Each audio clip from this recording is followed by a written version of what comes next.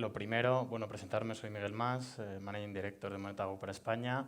Agradecer a Federico, a José María, que hayan podido contar con nosotros, que hayan pensado en nosotros para dar una pequeña charla en esta jornada. Y a Amanda, que me ha dejado el adaptador, que me lo había olvidado en casa. Así que, muchas gracias.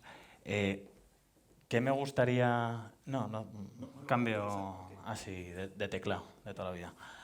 ¿Qué me gustaría en esta pequeña charla? Pues dar a conocer un poco la empresa, o sea, de dónde venimos y cuál es la solución que tenemos, que aprovechando la audiencia podamos comentar el tema del fraude y ver opiniones y si hay tiempo, pues debatir un poquito y bueno, pues que nos conozcáis un poco y seguir adelante.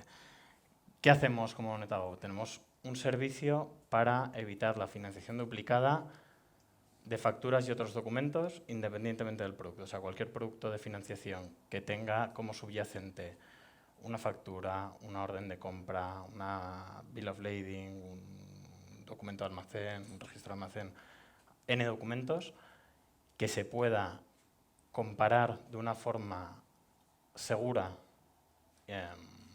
y confidencial entre distintos bancos.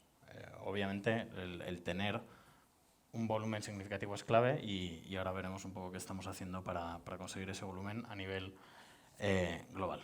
¿Vale? Algunos hitos de la historia de Monetago y de dónde nace la idea y hacia dónde la queremos llevar en el futuro.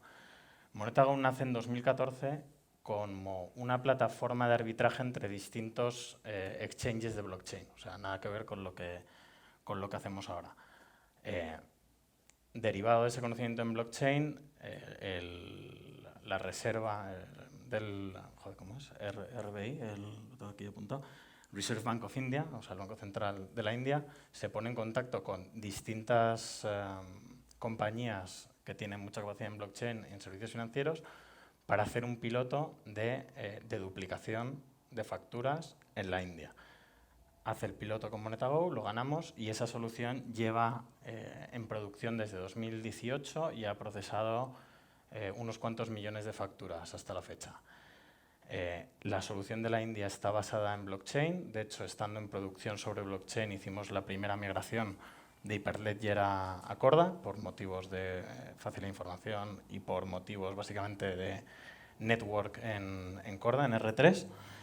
Y ahora mismo esa solución que sigue en blockchain se va a migrar a tecnología cloud por problemas de escalabilidad y coste de la tecnología.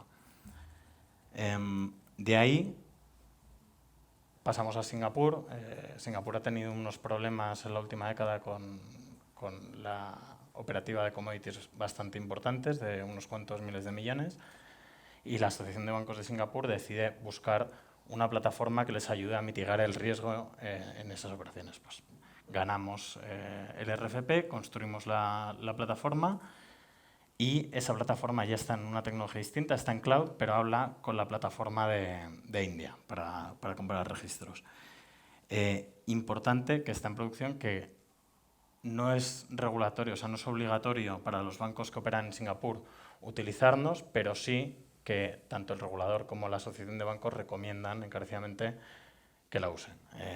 Lleva en producción pocos meses y el volumen está empezando a ser más significativo. Entonces, de esas dos soluciones locales surge la idea de crear una plataforma global. O sea, esto no es un problema de la India, esto no es un problema de Singapur, esto no es un problema de España, esto no es un problema de Italia, de Francia o del país que sea. Esto es un problema global y en este momento lo que se planteó en Monetago es crear una plataforma internacional que fuera lo más fácil de operar posible, es decir, que no obligar a todo el mundo a utilizar una plataforma gigante, sino conectarnos solo en un punto, validar y salir.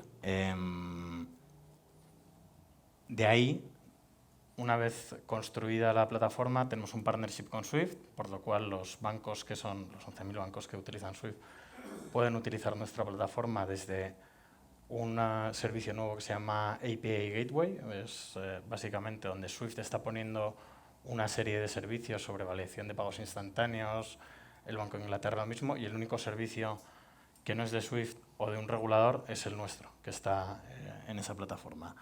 Ahora mismo hay 300 bancos en el mundo que utilizan el API Gateway y no tantos que nos utilizan a nosotros. Otro de los hitos relevantes que estamos bastante contentos es que con ICC en Reino Unido publicamos un white paper en noviembre del año pasado sobre cómo reducir el fraude en la industria. Ese white paper ha derivado a un proyecto por el cual ICC en Reino Unido está coordinando a las instituciones tanto financieras como no financieras para utilizar nuestra plataforma para mitigar el riesgo de financiación duplicada, básicamente para conseguir la mayor parte de volumen posible en el menor tiempo, y esperamos que a final de 2023 ya tengamos un volumen significativo de datos. Y el otro hito es la tecnología que utilizamos en la plataforma global, que se basa en Google Cloud Confidential Computing, que básicamente es el entorno más seguro que ofrece Google Cloud, donde ni siquiera nuestros propios operativos de sistema pueden ver los datos reales que hay debajo. Entonces está todo encriptado y demás. No lo he dicho, pero si tenéis cualquier duda y demás, por favor, preguntar, interrumpir, y así lo hacemos un poco más dinámico. ¿Qué posición tenemos en el ecosistema? Bueno, pues somos el único proveedor de este servicio de duplicación que está en producción desde hace 4 años y se basa en 3 principios. La plataforma está diseñada y construida para ser neutral, para ser agnóstica y para ser interoperable. ¿Qué queremos decir con ser neutral? Que no queremos que todo el mundo nos utilice por mandato, sino que si hay soluciones locales, como puede haber en Chile, en Turquía, en Colombia, o la que está construyendo la Asociación Española de Factoring, se puedan conectar y podamos traernos esos datos al registro y que tanto las entidades de esos países como las entidades de otros países puedan comparar información de una forma segura. Agnóstico lo he comentado antes, agnóstico en cuanto al documento que está por debajo y agnóstico en cuanto al instrumento. Puede estar financiando facturas, órdenes de compra u otro documento, lo puede estar haciendo en un programa de factoring, supply chain finance, puede estar haciendo un programa estructurado, puede estar haciendo una operación, una letra de crédito, lo que sea. El instrumento nos da igual, lo que nos importa es lo que está abajo. Y que sea interoperable. ¿Qué queremos decir con que sea interoperable? Con que nos podamos conectar con la mayor parte de instituciones de la forma más sencilla posible, sin cambiar la forma en la que trabajan o cambiándola de la forma más discreta posible. Entonces, para esto, ¿qué estamos haciendo? Pues, obviamente, el tener una masa crítica suficiente de documentos y de bancos y otras entidades involucrados es clave. Entonces, estamos hablando con organismos de la industria, no son reguladores, como SWIFT, ITFA, ICC, FCI, BAFT, etc., en la adopción de estándares, o sea, en que recomienden este tipo de prácticas a los bancos de sus regiones o de su organismo. Con SWIFT ya estamos en producción, con ICC hemos lanzado el proyecto en Reino Unido, se va a lanzar un proyecto similar en Alemania para tener una masa crítica relevante, y con FCI y el Banco de Desarrollo de Asia, ADB, va a haber anuncios, espero, en breve. 2, con bancos e instituciones no bancarias en la adopción de la plataforma. Obviamente, cuantos más bancos y más grandes tengamos en la plataforma, más incentivo hay para todos para entrar a comparar y ver qué volumen tenemos. Tercer paso, fuentes de autenticación de documentos, ya sea Glaive para identidades, Markit para temas de información de los documentos de embarque o Yates Intelligence List, pues lo utilizamos para ver que los documentos son reales.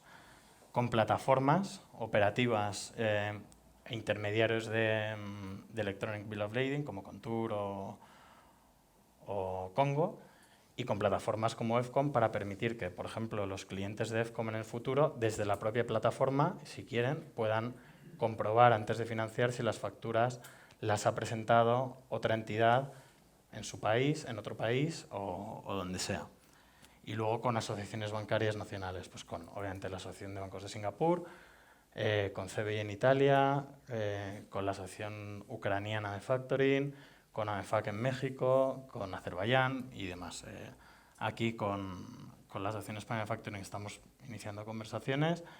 El proyecto va por otra vía y veremos si a futuro podemos trabajar de forma conjunta. Hasta aquí un poco el rollo y básicamente el mensaje es: el volumen es clave. A final de este año vamos a tener por lo menos 3 economías del G7 volcando datos a la plataforma y eso va a dar un volumen bastante significativo para todos. Hablando de fraude, lo que sí me gustaría es ver un poco la opinión de si es un problema relevante para vuestras entidades, no lo es, y algún caso que os venga a la cabeza reciente, o en España, en Europa o en algún otro país que no sea estos, que están muy centrados en commodities y en Asia. ¿Alguien se anima? Bueno, no parece. Bueno, existen. O sea, por ejemplo, Greensill hace no mucho, hace 2 años o 2 años y medio, por un problema de fraude, de mala praxis entre un grupo industrial y la propia Greensill, ha generado un problema bastante importante en la economía. De hecho, el tema de que Greensill y Arena TV, que es otro caso que voy a comentar ahora, sean originarios de Reino Unido, es lo que ha motivado a ICC UK, al Banco de Inglaterra y a UK Finance, que es una asociación de bancos, en lanzar el proyecto que os he mencionado antes. El otro caso es Arena TV.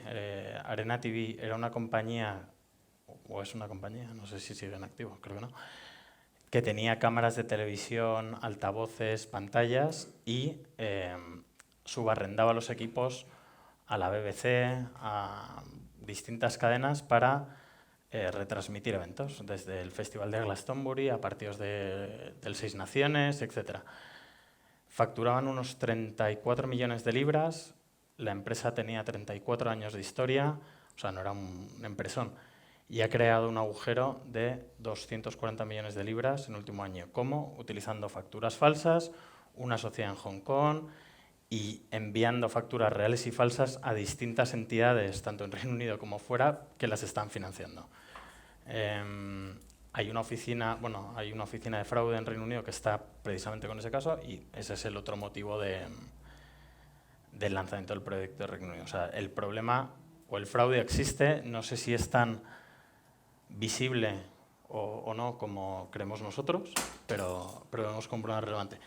La tipología de fraude es básicamente debido a 3 motivos. O documentos fraudulentos, es decir, me invento facturas, me invento bill of lading, me invento lo que sea, solicito financiamiento duplicado sobre las mismas facturas, segundo momento, o fraude colateral. ¿Esto qué quiere decir? Pues que presento una valoración de mi inventario que es completamente irreal y se la presento a distintas entidades para que con esa garantía me den financiación.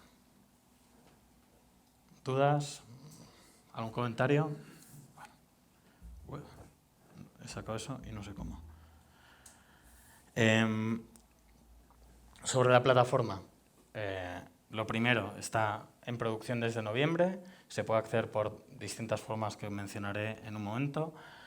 El motor de decisión, o sea, la lógica que sigue el motor para detectar si una factura se ha financiado previamente o no, pues lleva ya casi 5 años de evolución, con casi todas las entidades que trabajan en India y con casi todas las entidades que trabajan en Singapur, o sea, tiene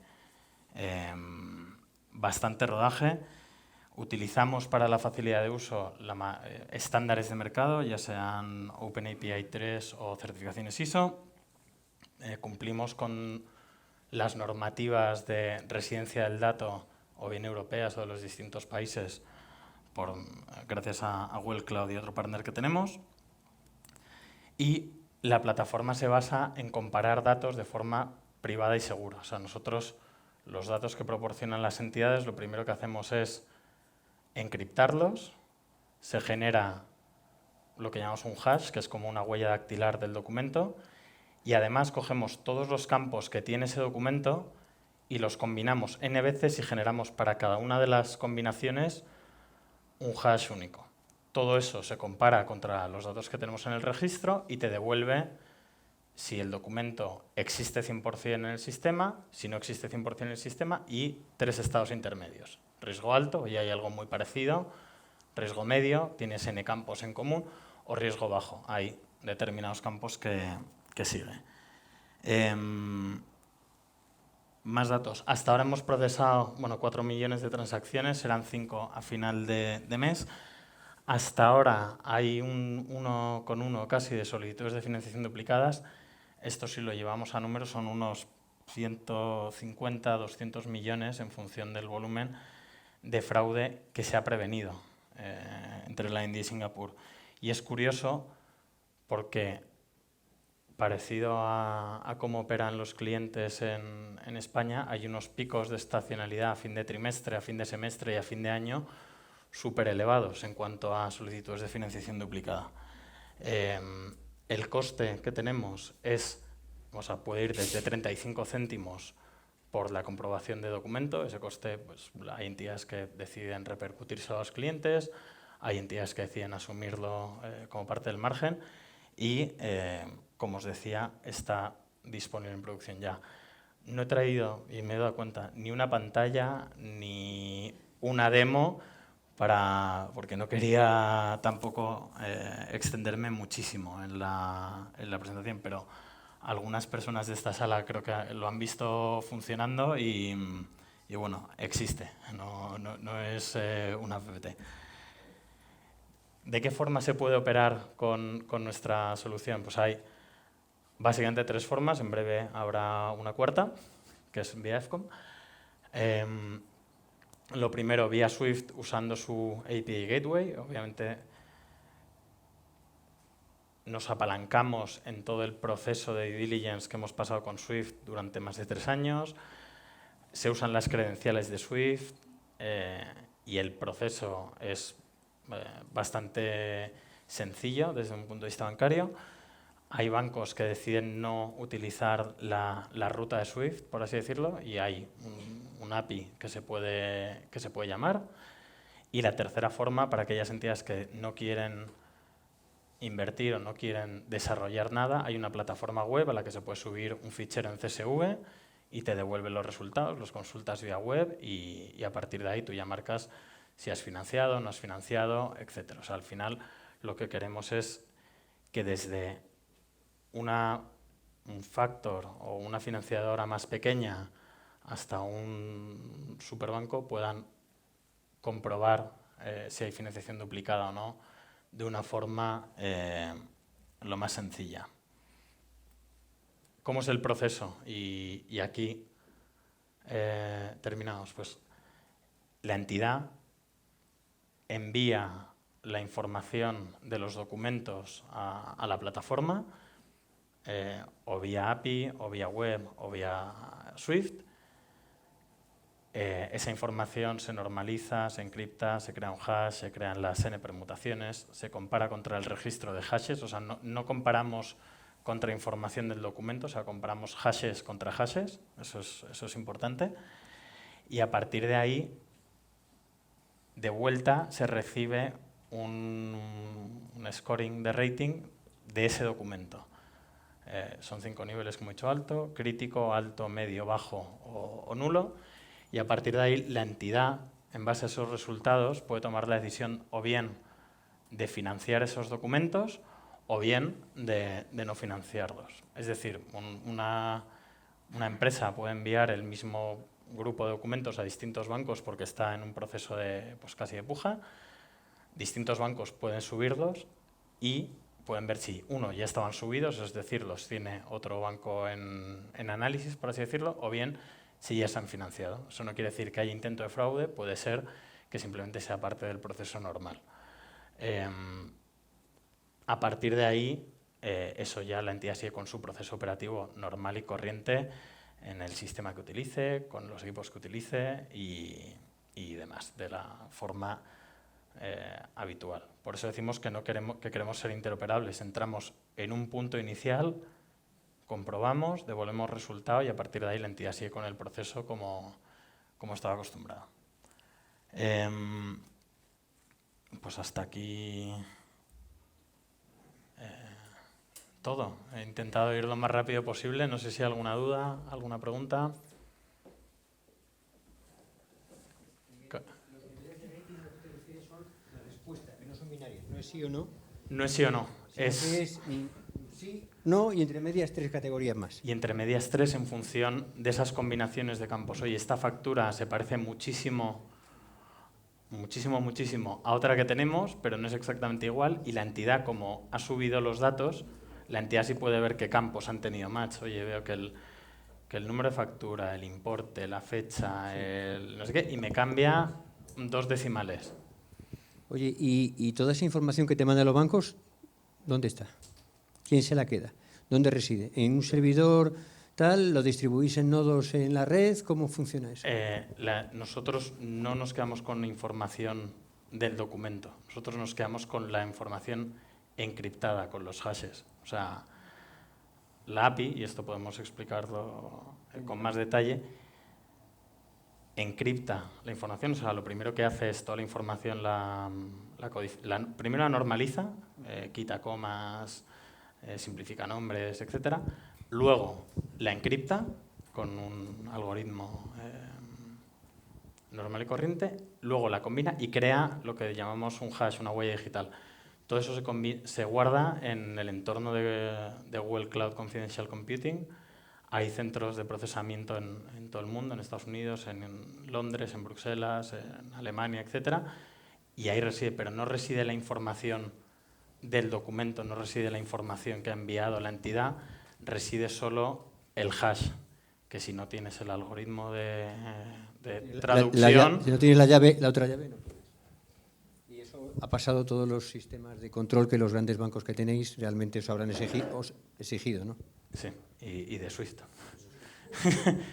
O sea que, yo creo que peor que y no llevo tanto tiempo, llevo 6 meses. Antes estaba en otras guerras, como comentaba, como sabéis. Lo que comentan es que la due diligence de Swift ha sido mucho más dura que la due diligence de Standard Chartered, que ha publicado una nota con nosotros, de Barclays, de Lloyds o de muchas otras entidades. De todas formas, tenemos, obviamente podemos tener una demo si hay interés. Tenemos un pack de preguntas habituales que tenemos de los bancos sobre dónde residen los datos, cómo se encriptan, cuál es el proceso, cómo se llama, qué estándares de seguridad cumplimos, para asegurar que todas las partes del procesito cumplen los requerimientos internacionales. Tenemos algunos problemas, por ejemplo, con Arabia Saudí, que tiene una política de residencia del dato complicada, y Google Cloud no tiene centros todavía de procesamiento ahí. Entonces estamos hablando con un partner para resolver ese tema, pero en general los requerimientos de GDPR y similares los podemos cumplir. Siempre se me olvida cómo se llaman los campos estos de información sensible, PI. Bueno, los campos de información sensible, no sé cómo tiene un nombre, que se me va. Entonces, bueno, eso es más o menos cómo está. ¿Más preguntas? ¿Dudas? ¿No? Pues nada, muchas gracias.